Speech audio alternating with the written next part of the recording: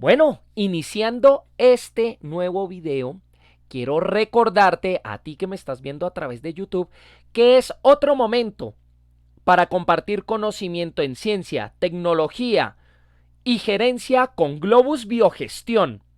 Te habla Juan Pablo Ramírez Galvis nuevamente aquí al otro lado de la pantalla, donde en esta cuarta sesión del curso en gerencia de proyectos Scrum Agile vamos a hablar sobre las buenas prácticas que hay para optimizar el perfilamiento de los tres roles inherentes a este tipo de proyectos, donde habíamos dicho que estaba el Product Owner, el Scrum Master y el Development Team. Entonces, pues vamos a empezar con esta sesión que espero sea de gran provecho para ti. Bueno, lo primero que hay que entender es la influencia que tienen los ciclos de convergencia y divergencia en lo que sería la selección de personal para este tipo de proyectos. Esta imagen que te estoy mostrando acá la traigo de lo que se llama la convergencia ENVIC-CKTS, donde lo importante es entender lo siguiente. Resulta que primero hay unos periodos que se llaman los de convergencia, donde hay unas investigaciones, digamos, de disciplinas diversas que empiezan a converger, o sea, empiezan a unir conocimientos. De ahí se empiezan a desarrollar, por ejemplo, investigaciones conjuntas, ¿cierto? Entonces tenemos, no sé, un ingeniero con un físico, con un administrador y con un ambiental, por ejemplo. Entonces ello va a servir para ensamblar esos conocimientos de ellos en lo que se llamaría la interdisciplinariedad. Con ello van a descubrir nuevas ideas. ¿Por qué? Porque para un mismo problema se va a abarcar diversas ópticas para su resolución, donde un solo profesional especializado no tendría tal holística. ¿Qué pasa? Que cuando se empiezan a crear esas nuevas ideas, entonces se generan nuevos sistemas. Es como una estandarización de esas ideas. Entonces ya se empiezan a replicar esas soluciones. Y ahí entramos a ese ciclo de divergencia, donde de ahí, para esas soluciones, frente a una misma problemática, se empiezan a generar nuevas disciplinas totalmente divergentes. Ahí es, por ejemplo, de donde resulta que hay electroquímica o biofísica o, por qué no, biogestión. Entonces ahí nos empezamos a dar cuenta cómo opera esto. ¿Por qué es importante en Scrum Agile? Porque, como te lo pongo aquí en la frase, el capitalismo moderno valora las combinaciones extrañas. La era de la especialización en sentido estricto terminó. ¿A qué me refiero con esto? Es que en el nuevo capitalismo, el moderno, el de este siglo, hablamos precisamente de que, por ejemplo, ¿qué sería una obra de arte, una piedra preciosa, un metal precioso, valioso en el mercado? El que es extraño, que es único, irrepetible. Pues tú, como ejecutor o como parte del grupo Scrum Agile o como selector, tienes que mirar ese tipo de capacidades, combinaciones extrañas. Entonces, por eso es que hoy en día, no sé, vemos personas que en su pregrado hicieron biotecnología y de pronto se especializaron en algo en derecho internacional. Y ahí empezamos a encontrar combinaciones extrañas, pero es que estos seres son los que van a brindar esa interdisciplinariedad necesaria para estas etapas de convergencia y divergencia, donde ahí empieza a funcionar transversal a cualquier creación estos niveles de madurez tecnológica cuando uno presenta un proyecto precisamente para financiación y para obtener recursos y presupuesto público, etcétera. Se pide que uno muestre en qué etapa de desarrollo se encuentra, donde vamos a tener primero la investigación básica, que es la generación de modelos matemáticos, de teorías, etcétera, donde después se pasa a una investigación aplicada, que ya es utilizar esos conocimientos para solucionar una problemática específica, de donde se deriva un desarrollo tecnológico que empieza con un prototipo y finalmente se crea ya una innovación a gran escala. Entonces, para poder lograr esta interdisciplinariedad, pues vamos a recurrir a la interdisciplinariedad, donde hablamos de la estequiometría relacional, trayendo conceptos de las ciencias básicas a lo que sería la gestión del talento humano en las organizaciones para apoyar este tipo de proyectos. Entonces, yo te muestro acá arriba dos ecuaciones. La primera proviene de lo que sería la química orgánica y abajo otra ecuación que proviene de la física molecular. Entonces, primero tenemos la ecuación de lo que vendría a ser la fotosíntesis, donde decimos que 6 moléculas de dióxido de carbono que se juntan con 6 moléculas de agua generan azúcar más 6 moléculas de oxígeno. Pero desde la física, por ejemplo, podemos decir que tenemos un muón negativo, que eso se puede desintegrar, por ejemplo, en un electrón, un antineutrino electrónico y un neutrino muónico. Eso parece chino mandarín, pero es para que me entiendas que estas son las denominadas ecuaciones estequiométricas que comparten algo en común sin importar la disciplina de la que partan. Y es que primero muestran el sentido temporal de lo espontáneo. Es decir, estas reacciones espontáneamente van a pasar de aquí a este lado. Hay algunas que pueden pasar hacia el otro lado, digamos, esto que se convierta para aquí, para el otro lado. Pero entonces, ¿qué pasa? Que cuando una reacción no es espontánea requiere una energía adicional. Entonces ahí es donde hablamos de ese primer ítem. Lo segundo es que hay catalizadores en las reacciones. Entonces van a haber otros agentes que influyan en esas reacciones para que eso suceda. Por ejemplo, en la fotosíntesis es la luz, ¿verdad?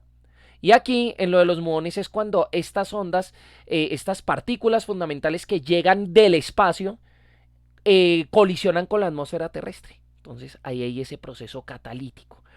Y finalmente tenemos la conservación. O sea, si uno mira, por ejemplo, materia, energía, etcétera, esto es equivalente a esto y esto es equivalente a esto. Ahora, ¿cómo aplicaríamos eso a la gestión de talento Scrum Agile? Tú dirás, pero ¿por qué estamos hablando de ciencias básicas en este curso que es de gerencia? Puesto que como hablamos de convergencia e interdisciplinariedad, tienes que entender que la nueva administración pues también tiene puentes hacia las otras disciplinas. No podemos hablar únicamente de administración aislada de todo lo demás. Entonces aquí vamos a tener 3 perfiles de personas. El primero es el aceptor, que es una persona a la cual se le puede encomendar cosas. Son receptores de información. Son personas, digamos, disciplinadas, juiciosas, organizadas. Los donantes, por otro lado, son los ejecutores, los dominantes, los que ofrecen la información, los que dirigen. Y tendríamos a los neutrales. Respectivamente se les puede asignar como una polaridad, ¿cierto? Polaridad negativa, positiva y neutra. Y pues esto, por sus siglas iniciales, conformaría el ADN de las personas que conforman una organización. Entonces, ¿qué pasa? Que hay distintos tipos de relaciones. Por ejemplo, si yo pongo a 2 aceptores, pues va a haber una atomización individualista y un tipo de interacción de repulsión. Negativo con negativo se repele. ¿Qué estamos diciendo que sucede ahí? Pues que 2 personas que están esperando recibir órdenes y las junto yo en un grupo, pues ahí ¿qué va a pasar? Va a faltar acción. Pero si yo pongo a 2 donantes, pues va a haber una competencia destructiva donde también es repulsivo porque es que ambos van a querer dominar. Entonces ahí pues imagínense esa relación donde ambos quieren dominar. Si tenemos a 2 neutrales, pues hay una asociación inercial, hay una interacción muy débil. ¿Por qué? Porque es que 2 neutrales es como cada quien tirando para su lado como, hey, lo que sea, lo que tenga que pasar, etcétera. Es una asociación donde realmente no hay mucha energía entre ellos. Hay un aceptor y un donante, que eso es una relación de conveniencia, hay atracción. Ahí es de donde viene precisamente esa frase típica en lo social y es que polos opuestos se atraen. ¿Por qué? Pues porque va a haber uno que dirija y otro que quiere ser dirigido. Pero también hay, por ejemplo, aceptores con neutrales donde decimos que hay una retracción aceptora, que es una interacción débil. ¿Qué quiere decir eso? Hay alguien que está esperando recibir órdenes y el otro no se las da, entonces se empiezan a equilibrar, a encontrar como un estado estacionario entre esos dos. Lo mismo cuando hay una retracción donadora. Imagínense una persona que quiera impulsar al otro, haga esto, haga lo otro, y el otro como que ni responde, como que ni se inmuta, entonces pasa eso. Y es que, ¿qué es lo que pasa? Que cuando nosotros armamos un equipo de trabajo Scrum Agile, ya como te mostré en el primer tutorial donde está el mindset requerido, nos damos cuenta que estamos pasando de organigramas a entender que las personas y los colaboradores de una organización funcionan como una red compleja. Entonces acá es la pregunta, ¿cuál es tu lugar en la red? ¿Tú a quién influencias? ¿Por quién te ves influenciado? ¿Eres un aceptor, un donante o un neutral? Y si tú eres quien está organizando el equipo Scrum Agile, tienes que ver esto, ¿sí? Como gerente de talento humano. Entonces, en las redes complejas vamos a ver unos ítems que son importantísimos para entenderlos a nivel humano. Entendiendo acá que pues me había saltado esta parte, ya la aplicación de los principios de la estequiometría a las relaciones humanas vamos a ver lo siguiente. Primero, que al hablar del componente de irreversibilidad, a veces hay daños psicosociales que son irreversibles.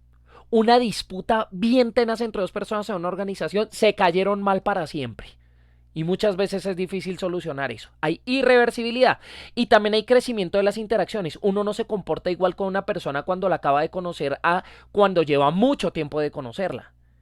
También hay catalizadores en esas relaciones. Van a haber factores de sintonía o desarmonía en el entorno. Por ejemplo, factores estresantes van a deteriorar las relaciones, así no se caigan mal, pero si está cada uno supremamente estresado por el ambiente laboral, pues eso genera ruptura de esas relaciones. Y la conservación de materia de energía, y es que hay que dar y recibir. Es una relación recíproca. Entonces, cuando todas esas dinámicas funcionan aquí en esta red compleja, entonces vamos a ver que, por ejemplo, hay hubs que son esos nodos que hacen puentes entre el núcleo de una red y la periferia. Es decir, que son personas que llevan y traen información entre dos partes de una organización que aparentemente están desconectadas. Por eso es que estas personas son claves, porque son esos puentes. También hay los authorities, que son personas influyentes, son influencers, son personas que cuando dan un criterio los demás como que le creen, así sea mentira. Hay también el concepto de densidad relacional y es todos se hablan con todos se comunican con todos o hay parchecitos que uno llama y hay grupos que están atomizados. Yo me hago siempre con los mismos. También hay peso en las relaciones. Una relación es más pesada en el sentido de que yo no le voy a dar la misma confianza a un amigo cercano que a un conocido. Entonces con el amigo cercano yo tengo una relación con mayor peso. También la posición de los nodos puede influir. Digamos, si yo en una organización muevo a una persona de un departamento a otro, puede generar nuevas emergencias, nuevas situaciones.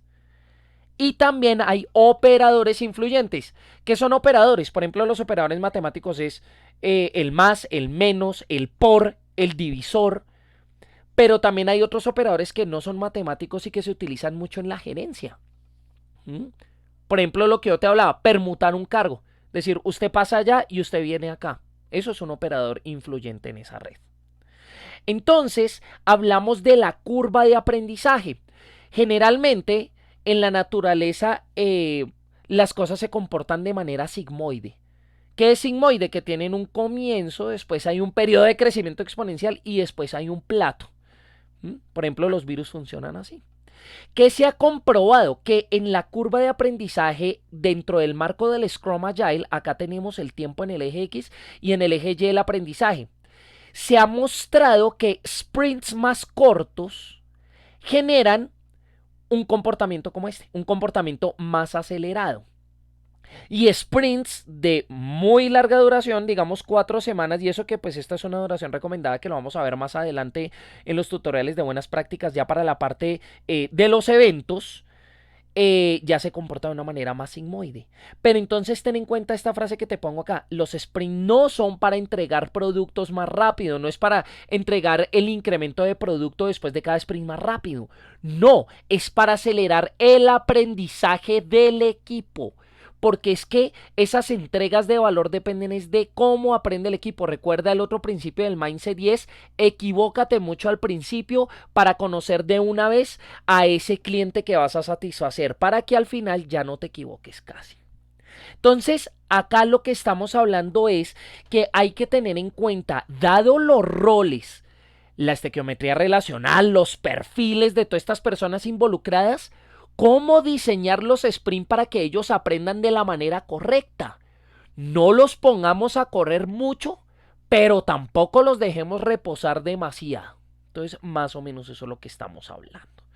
Finalmente, acá te hago un resumen del perfilamiento, que recuerda que debe ser equipos con autonomía y alineación, que eso también está en el primer tutorial de Scrum Agile, y el concepto de interdisciplinariedad que trabajamos ampliamente en este tutorial. Primero, el Product Owner, que decíamos que estaba relacionado a los artefactos, ¿cierto? Entonces, como él es la cara del proyecto con las partes interesadas y es el que crea las historias para hacer los sprint, él debe ser carismático, debe ser innovador, debe ser creativo para generar esas historias. Necesitamos aquí un perfil extrovertido, un perfil emocional que entienda y pueda traducir esas necesidades de esas partes interesadas y que también se las pueda hacer ver claramente al grupo. Por otro lado tenemos el Scrum Master, que decíamos que está más relacionado con los eventos y decíamos que él era el que apartaba obstáculos para que el resto de equipo pueda funcionar, que era como ese mariscal de campo. Pues este personaje debe ser pragmático, debe ser muy práctico, debe ser exigente, debe ser una persona de carácter, debe focalizarse en los objetivos y debe ser generador de caminos y alternativas. Él debe proveer opciones, que ahí es donde vemos el concepto de alineación. Finalmente tenemos el equipo de desarrollo o Development Team, donde estas decíamos que eran ya las personas pues que van a trabajar como tal en los sprints, que los van a operativizar. Entonces acá lo que se recomienda es que haya un balance entre personas rigurosas y metódicas.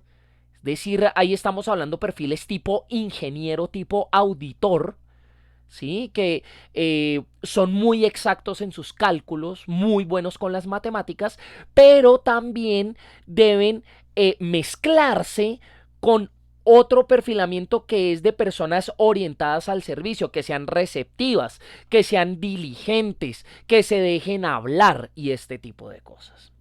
Con esto espero hayas entendido un gran margen de lo que serían las buenas prácticas en la selección de roles para los proyectos Scrum Agile.